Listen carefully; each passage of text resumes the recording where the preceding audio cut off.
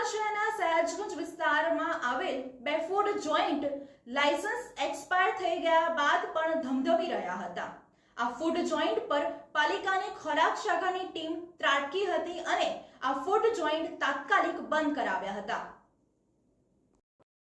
સયાજગંજમાં licence expire થયા બાદ પણ ધમધમતા બે નોનવેજના ફૂડ જોઈન્ટ પર પાલિકાની ખોરાક શાખા દ્વારા દરોડા પાડવામાં આવ્યા છે, જ્યાં એક જગ્યાએથી પ્રતિબંધિત કલર નાખેલી બિરયાની મળી આવી હોવાનું સામે આવ્યું છે।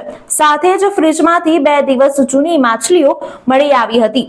પાલિકાના ખોરાક શાખાના અધિકારીઓ દ્વારા તાત્કાલિક ફૂડ જોઈન્ટ બંધ કરાવીને લાયસન્સ લેવા તાકીદ કરવામાં આવી છે। વડોદરાના નાગરિકોના સ્વાસ્થ્યની જગ્યાએ કમાણીને કેન્દ્રમાં રાખીને ધંધો કરતા ખોરાકના વેપારીઓને ત્યાં પાલિકાની ટીમ દ્વારા સમયાંતરે કાર્યવાહી કરવામાં આવતી હોય છે। આજે પાલિકાની ખોરાક શાખાની ટીમ દ્વારા સયાજગંજ વિસ્તારમાં નોનવેજ વેચતી 2 દુકાનો ઉપર કાર્યવાહી કરવામાં આવી છે।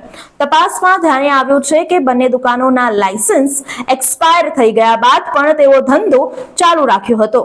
પાલિકાની ટીમ દ્વારા તાત્કાલિક ધંધો બંધ કરાવીને લાયસન્સ અથવા રજીસ્ટ્રેશન કરવા તાકીદ કરવામાં આવી છે। જો તેઓ લાયસન્સ રિન્યુ કર્યા વગર જ ફરીથી ધંધો શરૂ કરશે તો તેઓ પર કડક કાર્યવાહી કરવામાં આવશે। પાલિકાના ખોરાક શાખાના અધિકારી પ્રશાંત ભાવસાર જણાવે છે કે સયાજગંજમાં આવેલી AR આમલેટ અને લાજવાબ તવા ફ્રાઈને ત્યાં તપાસ કરવામાં આવી છે। બંનેના લાયસન્સ એક્સપાયર થઈ ગયા હતા, એ આધારે તાત્કાલિક ધંધો બંધ કરાવવામાં આવ્યો છે। વધુમાં તેમણે ત્યાંથી મળેલી બિરયાનીના કલર પણ જોવા મળ્યા હતા। ત્યાં શું જોવા મળ્યું છે અને કાર્યવાહી શું કરી છે? સયાજગંજ વિસ્તારમાં હાલમાં આપણે AR ઓમલેટ અને લાજવાબ તવા ફ્રાઈને ત્યાં ઇન્સ્પેક્શન કરેલ, તેઓના બંનેના લાયસન્સ એક્સપાયર થઈ ગયા હતા અને તે આધારે તેમનો તાત્કાલિક ધોરણે ધંધો બંધ કરાવ્યો અને દુકાન બંધ કરાવેલ છે। વધુમાં એમને ત્યાં જે ફૂડ આઇટમ હતી બિરયાની, જેમાં કલર જોવા મળેલ જે પ્રોહિબિટેડ છે, પ્રિપેર્ડ ફૂડમાં કલર એલાઉડ નથી, તે જોતાં તેનો પણ તાત્કાલિક ધોરણે આશરે લગભગ 20 થી 25 કિલો જેવી બિરયાની આપણે નાશ કરાવેલ છે અને તેઓને કીધું છે કે લાયસન્સ અથવા રજિસ્ટ્રેશન લઈને જ ધંધો શરૂ કરી શકશે। તે અંતર્ગત અને શેડ્યુલ 4નું પાલન કરવાનું કમ્પલસરી એમને રહેશે।